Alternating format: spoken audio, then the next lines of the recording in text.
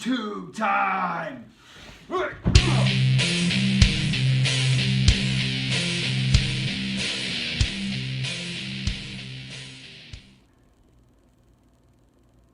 Welcome back, my fellow Rybackers. I'm the below average size guy. That's CM Panda. This is the FeedingTube, where I feed you content on the Sin City Cyborg. So we left off right before Over the Limit 2012. Today we're going to take a look at 7 matches. First starting at Over the Limit, May 20th. Ryback took on Camacho. Another, not a local talent, so an actual WWE wrestler. He came out debuting his new outfit, which I like to call the Yellow Ooze outfit. It's a great outfit. I love the look of it. I don't like it quite as much as the Green Ooze, but it's still really good. It had a longer run than the Green Ooze outfit as well. He wore it a little bit longer. So anyway, he's taking on Camacho. He comes out, hits a suplex, big boot with a choke. Camacho actually then takes him down and gets some offense on Ryback, more than Ryback's had to deal with so far. But he, comes back up, hits a spine buster, deadlift powerbomb, yells finish him, hits the shell shock. Now this is the first time he did a powerbomb as Ryback, so we're gonna, show you how that's done on a CM Panda here. So deadlift, the guy's lying down, and he gets him like this, and he just, deadlifts him up, and then just powerbombs him to the fucking ground. Wins that match. So then the next week he's going back to versing 2 local talents at once, which he starts doing for a lot. So this is May 22nd. He goes up against Brian Edwards and Kevin Bendel.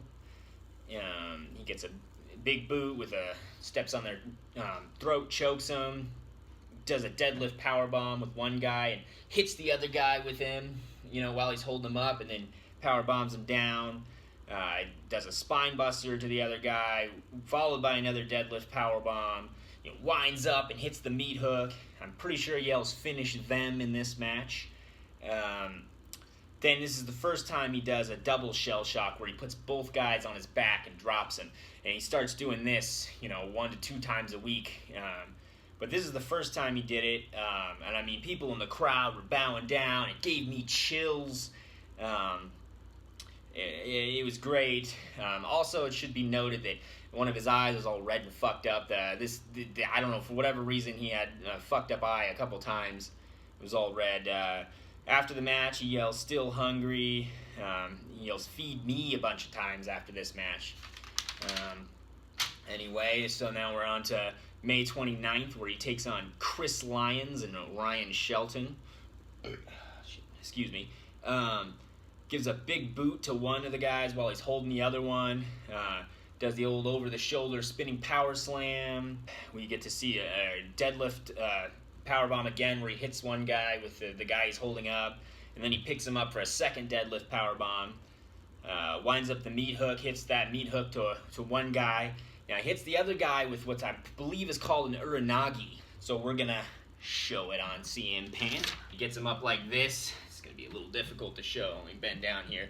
And he spins him around to one side and just, slams him to the ground. He yells finish it. Now this is, up until now he was yelling finish him. So now he yells finish it, which is what he starts yelling from now on. Gets them both up for that double shell shock. Yells 2 is better than 1. Pins him. Yells feed me more a bunch of times. Mental machine. Done. After that match, we're on to June now. June 4th, 2012, where he takes on Arthur Rosenberg and Stan Stansky. On his entrance, he yells my house, which is, something he yelled here and there for a little bit.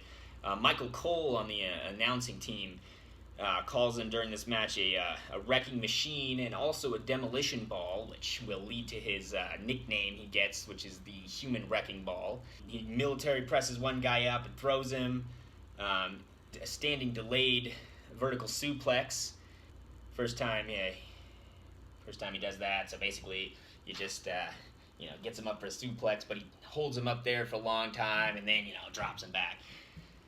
So then he gets both guys on the turnbuckle and does the running avalanche where he just runs into them, hits the meat hook on both guys while they're standing together, yells finish it, hits the double shell shock. We get feed me more chants, we get the mental machine chant, we get another my house chant, and some more feed me mores. June 5th, I believe this was the SmackDown recording, didn't air until the Friday. He takes on Kevin Mahoney and Tony Androidis. Wonderful local talents. Throws one guy, he does a fall-away slam from one guy and throws him into the other guy, gets him in the turnbuckle and runs and just spears into both of them. Then we get a meat hook to one guy, powerbomb the other guy. This time it's not a deadlift, it's just your standard powerbomb, but he likes to beat his chest before he does the standard powerbomb. Yells finish it. Another double shell shock. Feed me more chants. Still chanting yelling mental machine after his matches. Next week we get Rutherford P.S. Hayes and William Fillmore. We get a spine buster and a double deadlift powerbomb, so 2 in a row. One of the guys tries to flee, so he hits a meat hook on the outside of the ring and yells into the crowd, "I hit hard," which he likes to yell after he hits a guy really hard outside the ring. He'll do that from time to time.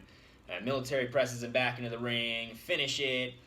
We get another double shell shock, and he yells, "Feed me 3" after this, as well as "Feed me more," and he's done. And last match we're going to talk about for today's episode, it's June 12th. He takes on Ari Cohen and Mike Testa. So we get a powerbomb, another follow-away slam with one guy throwing him into the other, another avalanche in the turnbuckle where both guys are in the turnbuckle and he just runs into him. Meat hook to one guy, meat hook to the other guy, yells finish it, get the double shell shock, he yells feed me 3 again, some more feed me more chants, yells mental machine, and yells done. So that's where we'll end today's episode. Next episode we'll start with No Way Out 2012, the pay-per-view. Leave your insults below. Done!